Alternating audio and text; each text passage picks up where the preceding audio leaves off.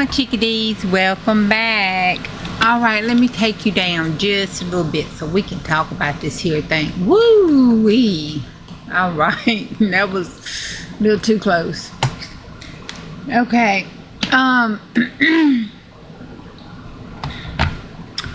Okay, this is our week 34 Margaret Miller weekly collage challenge, and it is a place, something that makes sound in a pattern, a portion of a blank form, someone else's handwriting, something inspired by a fairy tale, and random is random marks with a paint or a pen.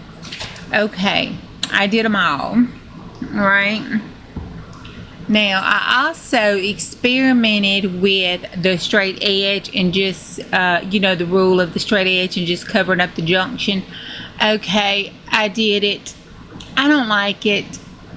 I don't like the lines. I know a lot of folks do. I don't. I would have preferred to have this torn and covering up that line there, and this torn and covering up that line there, so you just have the torn edges for a line and not the actual line. And I still would have put this up here, something up here to cover up the junction part. But anyway, it's not bad. It don't look bad. The straight lines don't look bad. It's just not my thing.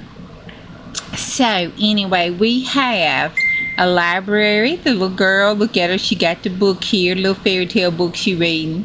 And this is inspired by a fairy tale. This is something that makes sound in a pattern. And if you don't think it makes sound in a pattern, you let me try to play it.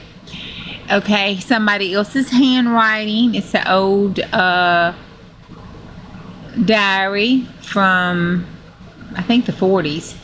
And then this is a portion of a form, which is a guess check.